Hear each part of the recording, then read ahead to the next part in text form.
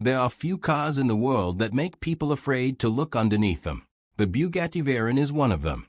When Matt Armstrong bought his repossessed Veyron, he already knew it had problems. But the deeper he went, the stranger the car became. A tiny fuse, hidden components, damaged wiring, and ordinary parts inside an extraordinary machine began telling a story no one expected. And what did that story reveal about this million-dollar Bugatti? A Bugatti Veyron is supposed to represent the highest level of automotive engineering. It was built to be fast, rare, and almost impossibly expensive to maintain. So when Matt Armstrong got his hands on a repossessed Veyron, he knew he was not buying an ordinary project car. He was taking responsibility for one of the most complicated road cars ever made. And the strange thing was, the car did not look like the kind of machine that should have been sitting in this condition. Matt had already built a reputation for taking cars that other people considered too damaged, too expensive, or simply too difficult to repair. But the Veyron presented a completely different challenge. This was not just another damaged supercar. Every system seemed to carry a price tag that could turn a small problem into a financial disaster. Even basic work on a Veyron can involve specialist knowledge, rare parts, and enormous labor costs. In fact, reports surrounding Matt's project showed just how unusual the maintenance world of the Veyron can be, with some official service estimates reaching tens of thousands of dollars. And that was exactly what made Matt curious. He did not simply want to make the car look good again. He wanted to understand what was actually wrong with it. At first, one of the biggest problems seemed almost impossible to explain. The Veyron would not properly go into drive. On a car worth this much money, that sounds like the beginning of a nightmare. A gearbox problem on a Veyron is not something most owners would casually investigate in their own garage. But then Matt discovered something almost absurd. The immediate problem was linked to a tiny fuse. A fuse costing only a few dollars had stopped the hydraulic gearbox system from operating correctly. Once that fuse was replaced, the car could begin engaging the gearbox again. For a moment, it looked like a miracle. A car associated with enormous repair bills had been stopped by something that cost almost nothing. But experienced mechanics know that a blown fuse is rarely the end of a problem. A fuse usually sacrifices itself because something else in the electrical system has demanded too much current. In other words, the cheap part may only be the messenger. And that changed everything. Instead of celebrating the repair, Matt had to ask a much more worrying question. Why had the fuse failed in the first place? That question led him deeper into the Veyron. To investigate the gearbox system, parts of the car had to come apart. Behind the bodywork were pumps, filters, sensors, wiring, and components that most people would never imagine existed inside a road-going car. Matt's inspection revealed just how tightly packed and complicated the machinery was. The gearbox pump became especially important. The Veyron's hydraulic system depends on pressure to operate its complicated transmission, and Matt discovered that the pump was an area worth investigating. He also pointed out something unusual about Veyron servicing. The gearbox pump is reportedly replaced as part of the car's regular service routine. For a normal car, that would sound extreme. For a Veyron, it was another clue about how demanding the machine really is. Then came the part that made the whole situation even more interesting.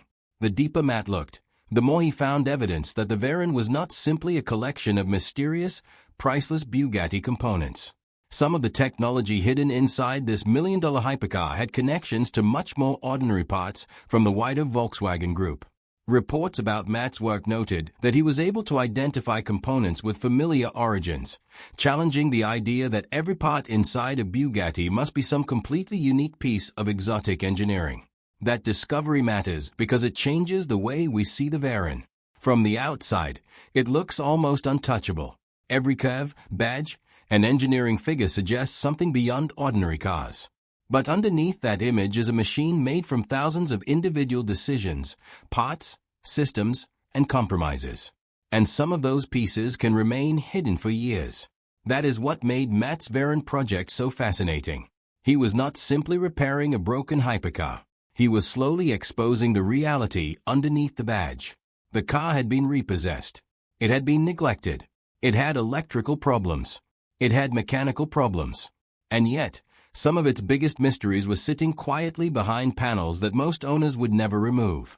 The tiny fuse had been the first clue. The gearbox pump was another. But Matt was about to discover that the Veyron's problems went far beyond one electrical fault. A car capable of extraordinary speed was beginning to reveal something much more human. Expensive machines can hide ordinary problems, and sometimes the smallest overlooked detail can expose the biggest weakness. Because the real question was no longer whether Matt could make the Veyron move. It was whether he could uncover everything that had been hiding inside it before the next failure appeared. The first major lesson from Matt Armstrong's Veyron was simple. The most expensive part of a car is not always the part that causes the biggest problem. Sometimes the real danger is hidden behind something so small that you would never think to look there. And as Matt continued taking the Veyron apart, he began to understand why these cars have such a frightening reputation among owners and mechanics.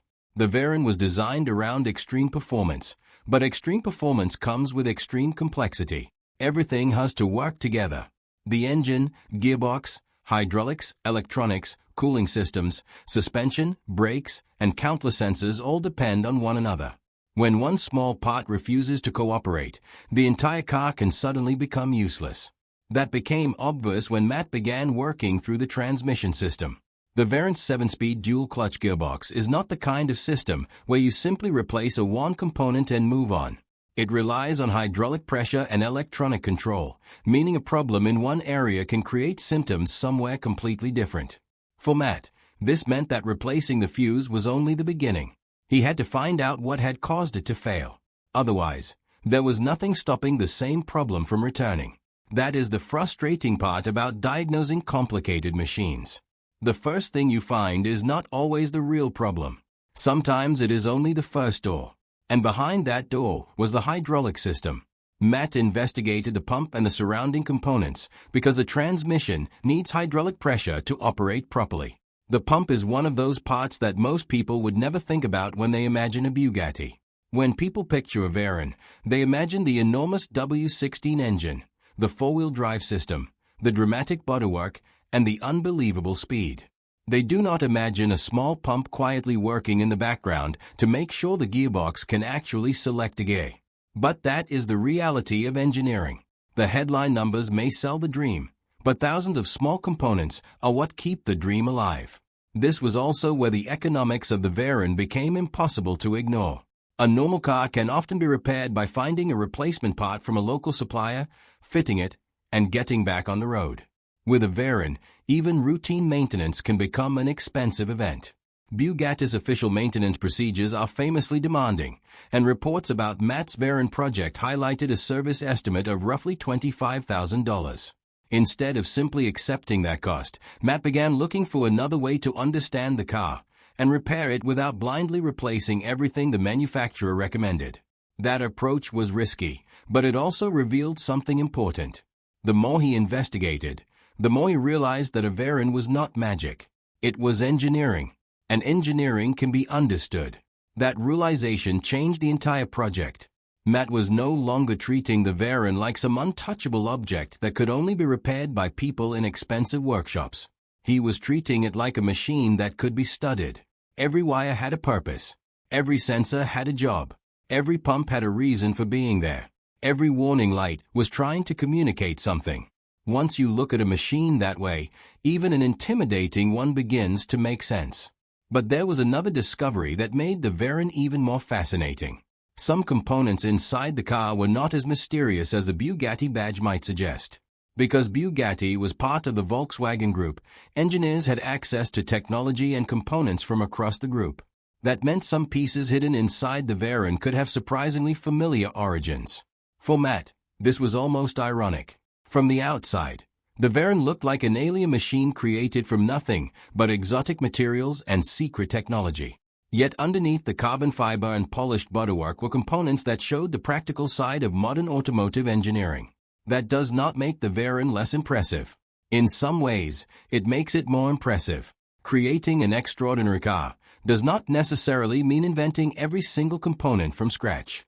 Sometimes the real achievement is knowing which existing technologies can be combined, modified, and pushed far beyond their normal limits.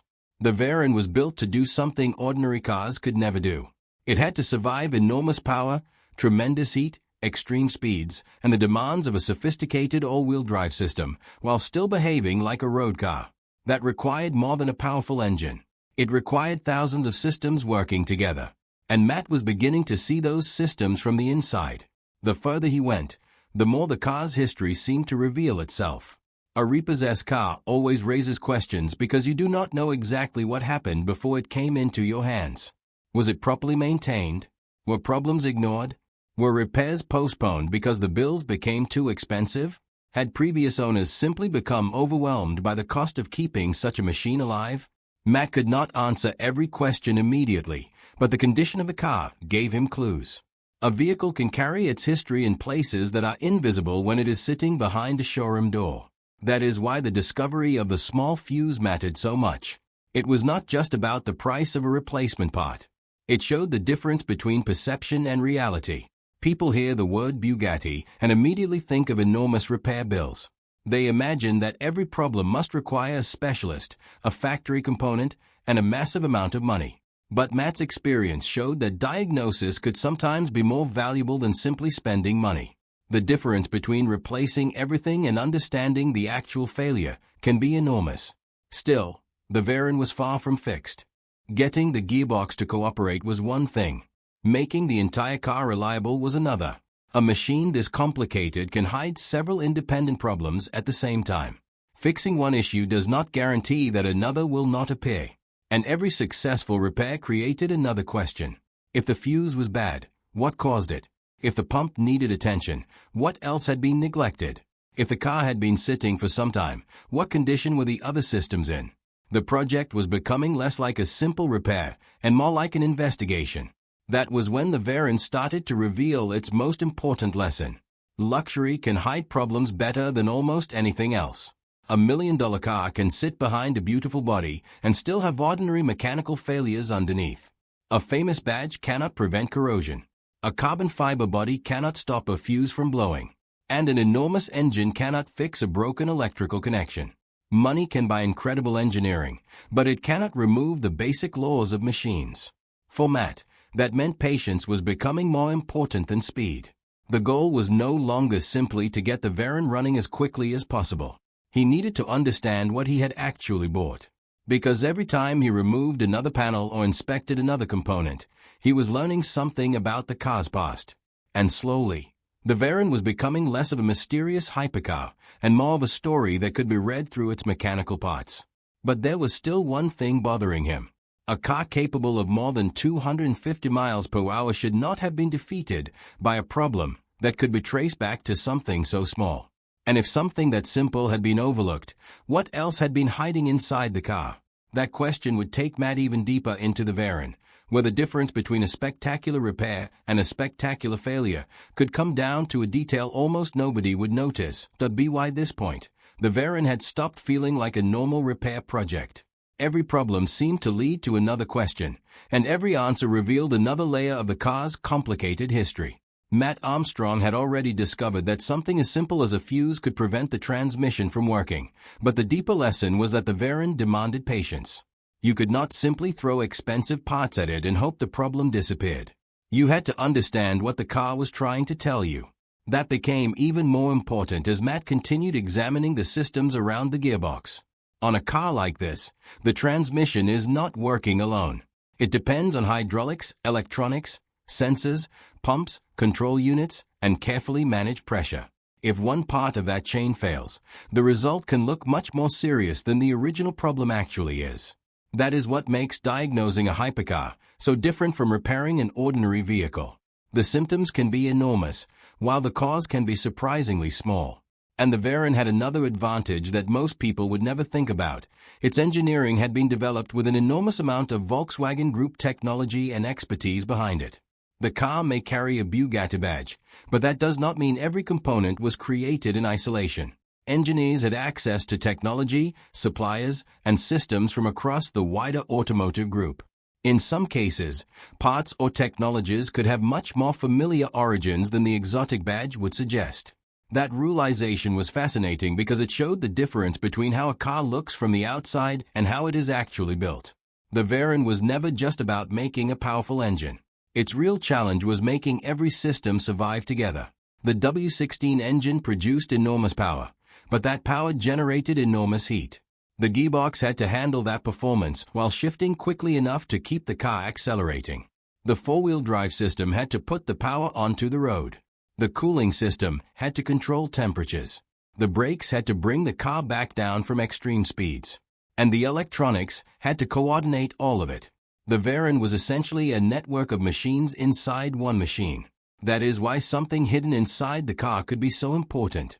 Matt's work showed that the most interesting discoveries were not necessarily the dramatic ones. There was no single magical component that explained everything. Instead, the story was built from small details. A fuse, a pump, a connection, a component that looked ordinary but had an important job. Each one told Matt a little more about how the car had been treated and why it had ended up needing so much attention. And this is where the emotional side of the project becomes easy to miss. A Bugatti Veyron is not just an expensive object. It represents an enormous amount of human ambition. Engineers spent years trying to create a production car that could combine unbelievable speed with luxury and everyday usability.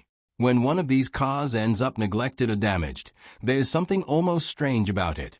A machine built to represent the peak of automotive achievement can be brought to a standstill by something that costs almost nothing. That contrast is exactly what made Matt's project so compelling. The car looked like $1 million masterpiece, but underneath it were the same basic principles that apply to every vehicle. Electricity still needs a complete circuit. Hydraulic systems still need pressure. Mechanical parts still wear. Sensors still fail. Wires can still cause problems. No matter how expensive the badge is, machines remain machines. But there was another challenge waiting for Matt, getting the car to the point where it could actually be trusted again. Running a Veyron for a few minutes is not the same as making it roadworthy. A car can start, move, and still have serious problems waiting underneath. With a machine capable of such extreme performance, reliability becomes even more important. You cannot treat a Veyron like a project car that is allowed to have a warning light or a questionable system and simply hope for the best. At high speed, small problems can become dangerous problems very quickly. So the inspection continued. The bodywork had to be considered. The mechanical systems had to be checked. The electronics needed attention. The car's fluids and cooling systems had to be understood. Even the smallest components could not simply be ignored. This was no longer about making the Veyron look complete for a camera. It was about proving that the machine underneath the body was actually capable of doing what it had been designed to do. And slowly, something remarkable happened. The Veyron began coming back to life. What had once looked like a dead hypercar was becoming a functioning machine again. The process was not glamorous. It involved diagnosis, research, dismantling, cleaning, testing, and countless moments where the easiest option would have been to stop and pay someone else. But that was exactly what made the project interesting. Matt was showing that even an intimidating machine could be approached one problem at a time. There was also something satisfying about seeing the car's identity return. A Veyron sitting still in a garage is impressive, but it is not fulfilling its purpose. The car was designed to move. It was designed to demonstrate what automotive engineering could achieve when almost every normal limitation was pushed aside. Bringing it back was therefore about more than repairing an expensive vehicle. It was about returning the machine to the road. But the closer Matt got to that goal, the more the risks became obvious. Every repair created the possibility of another discovery. Every system that worked meant another system needed to be tested. And the longer the car remained apart, the more complicated the project became. A Veyron does not forgive shortcuts easily. That was a real hidden story inside Matt's Bugatti. The shock was not simply that an expensive car could have a cheap fault. It was that beneath the image of an untouchable million-dollar hypercar was a machine that still depended on ordinary principles, ordinary components, and careful human attention. And perhaps that is why the Veyron had become such a fascinating project for Matt. He was not only rebuilding a car, he was stripping away the mystery surrounding it. But there was still one final question. After everything he had discovered, could this Veyron actually return to the road as the machine it was meant to be? Because repairing a Bugatti is one thing. Proving that you have truly brought it back is something else entirely. The final stage of Matt Armstrong's Bugatti Veyron project was no longer about finding one mysterious fault. It was about putting everything back together and discovering whether all those small victories could become one big result. The fuse had been replaced. The transmission problem had been investigated. The hidden systems had been examined. But a Veyron is not a car you can judge by whether it simply starts. Every system has to work together, because this is a machine built around extremes. That was what made the project so satisfying. At the beginning, the Veyron seemed almost impossible to understand. It was a million-dollar hypercar covered in expensive technology, with a reputation that makes even experienced mechanics think twice. Yet step by step, Matt showed that the mystery could be broken down. Instead of seeing one enormous problem, he began seeing hundreds of smaller ones. And once those smaller problems were understood, the car became less frightening.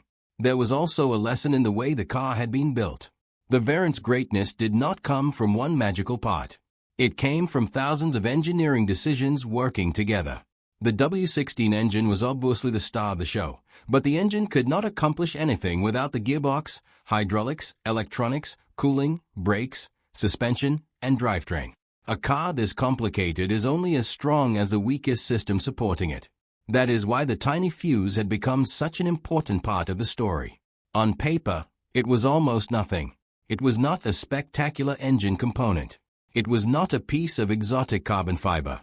It was not a 1,000-horsepower upgrade. It was simply a small electrical protection device. But when that small part failed, an enormous machine stopped behaving the way it was supposed to. It was a perfect reminder that complexity does not eliminate simple problems. Sometimes it makes them harder to find. And there was something else hidden inside the story that was perhaps even more surprising. The Veyron was not as completely alien as it appeared. Some of the components and technologies could be traced to the wider Volkswagen Group ecosystem.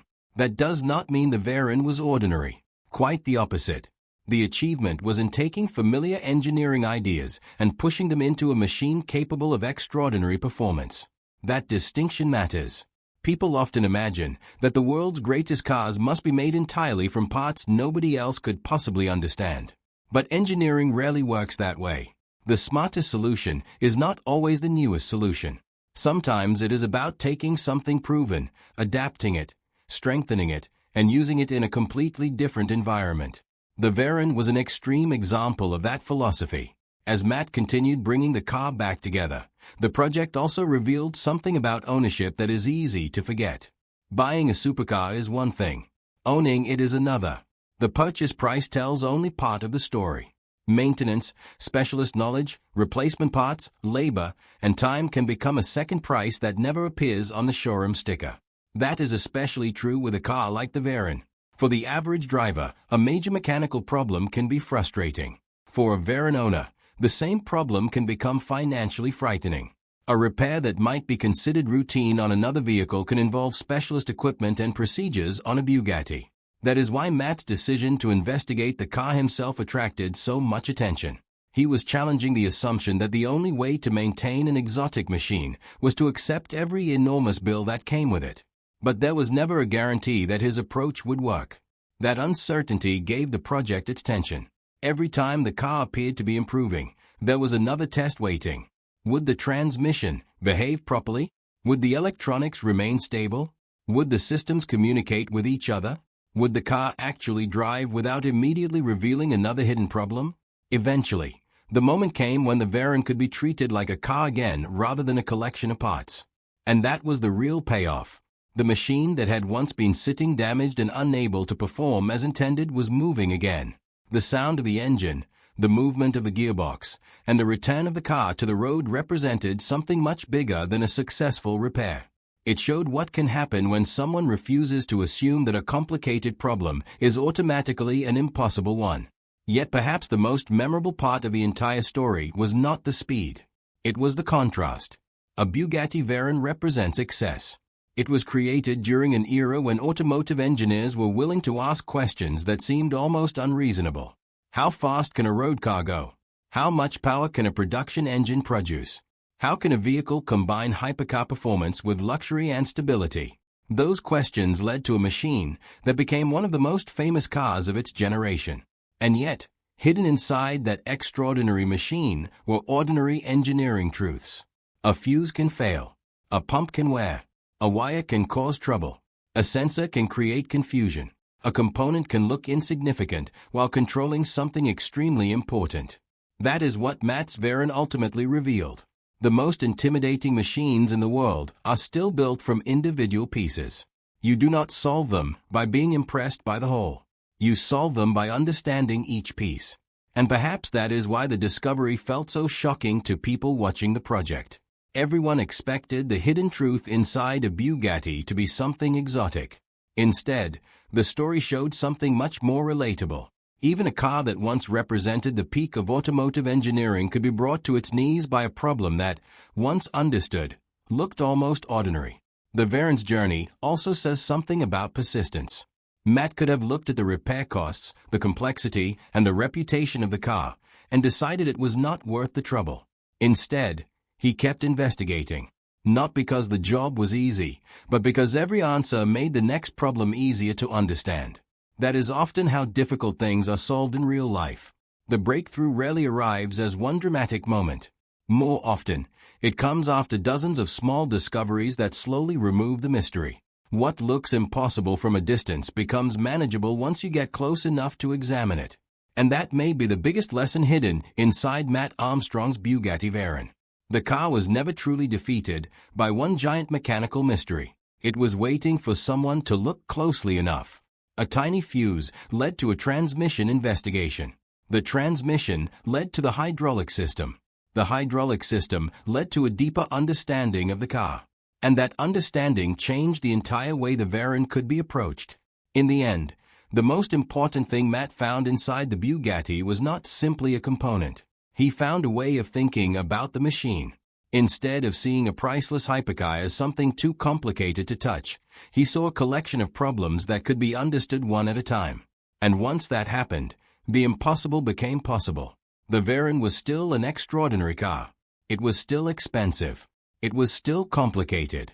It was still capable of performance that most road cars could never approach. But it was no longer a mystery. And sometimes, that is the most valuable thing you can discover. Because behind every legendary machine is a collection of ordinary details. And sometimes, the smallest detail is the one that tells the biggest story. If there is one thing worth remembering from Matt's Veyron project, it is this: expensive does not mean invincible, complicated does not mean impossible, and the biggest problems are sometimes hiding behind the smallest parts.